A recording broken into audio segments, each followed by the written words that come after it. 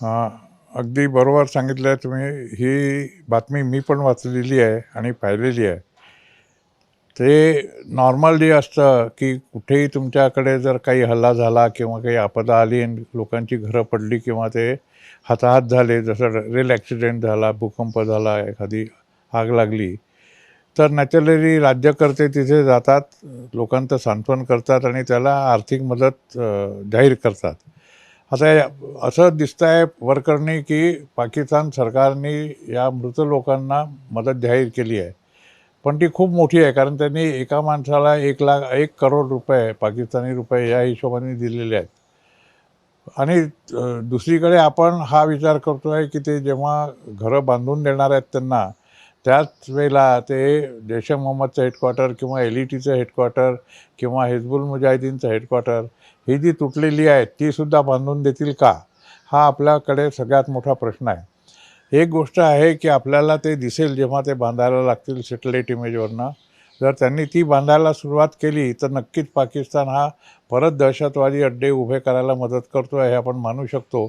पण जर नुसती इंडिव्हिज्युअल लोकांना मदत केली तर ते दहशतवाद्यांना मदत अशी होणार नाही. ती एका देशाच्या नागरिकाला जो मेलेला आहे अपघातामध्ये किंवा शेलिंगमध्ये किंवा आपदामध्ये, त्याला त्यांनी मदत केली आहे असं आपण समजू शकतो. तर यामध्ये आपण असंही जे म्हटलं आहे आपल्या सैन्याने की आपण मोठे आतंकवादी किंवा जवळचे आका लोक आहेत त्यांना मारलाय, त्यांना जर करोडो रुपयाचा निधी दिला जातो म्हणजे आतंकवाद्यांनाच एक प्रकारे हे पैसे मिळतात. आधी पण मी आपल्या वाहिनीवर सांगितलं होतं, की एकाचा आतंकवादी तो दुसऱ्याचा हिरो असतो. तर पाकिस्तान त्यांना आतंकवादी मानतच नाही आहे कधी. ते म्हणतात, की हे काश्मीरचे स्वातंत्र्यवीर आहेत, त्याच्यामुळे ते त्यांना पैसे देतात. तर ते देतात आहेत याच्यावर इंटरनॅशनल अथॉरिटीजनी लक्ष दिलं पाहिजे. आपण म्हणून काही फायदा नाही, कारण ते म्हणतील, की हा तुमचा प्रश्न नाही आहे, हे आमचे लोक आहेत, आम्ही त्यांना मदत करतो आहे. पण कुठेतरी यावर अंकुश आणल्याच गेलं पाहिजे सर, कारण की ज्या पद्धतीने अशीच जर मदत त्या आतंकवाद्यांना होत राहिली, आज त्यांच्या घरं बांधण्यासाठी करोडो रुपये दिल्या जाईल, मृतकाच्या कुटुंबियांना करोडो रुपये, हेच पैसे कधीतरी पुन्हा आतंकवाद्यांचे जे म्हणजे मस्जिदीमध्ये किंवा ज्या काही सेंटर्स होते तिथून दहशतवाद्यांना खरं तर ट्रेनिंग दिलं जातं, तर तेच उभारले जाईल अशी शंका आहे. हो, अगदी बरोबर आहे तुमचा प्रश्न हा.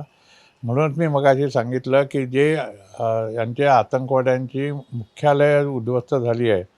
जसं बावलपूरमध्ये याचं मसूदचं झालं होतं, जैश ए मोहम्मदचं. नंतर मुदिरकेमध्ये LETचं झालं होतं. मुझफ्फराबादमध्ये याचं झालं होतं, सलालुद्दीनचं झालं होतं, हिजबुल मुजाहिदीनचं. तर ही हेडक्वार्टर जेव्हा बांधायला सुरुवात करतील त्यावेळेला आपण त्यांच्या विरुद्ध आवाज उठवू शकतो, कारण यांना इंटरनॅशनल अथॉरिटीजनी आणि इंटरपोलनी यांना आतंकवादी म्हणून घोषित केलेलं आहे. आता हे जे कुख्यात आतंकवादी आहे याच्यापैकी 3 किंवा 4 लोक होते ज्यांना इंटरनॅशनल आतंकवादी म्हणून घोषित करण्यात आलेलं आहे. बाकी हे लोकल आतंकवादी होते. त्याच्यामुळे त्या लोकांच्या विरुद्ध आपण म्हणू शकतो हे, की आतंकवादाला हे खतपाणी घालतात आहेत. पण त्याच्याकरता सुद्धा आपल्याला युनायटेड नेशन्समध्ये जावं लागेल, सिक्युरिटी काउन्सिलला सांगावं लागेल आणि जी authority International Court of Justice वगैरे यांच्यावर बंधनं घालते आणि यांना आउटलॉ म्हणून डिक्लेअर करते, त्या लोकांना आपल्याला सांगावं लागेल. ते जोपर्यंत आपण सांगत नाही तोपर्यंत इथे आपण आवाज उठवून काहीच फायदा नाही आहे. हे इंटरनॅशनल लेवलवर आपण केलं पाहिजे.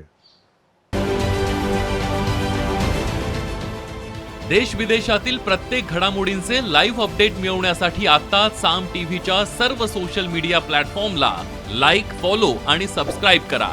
तसंच सर्व नोटिफिकेशनसाठी बेल आयकॉन प्रेस करायला विसरू नका.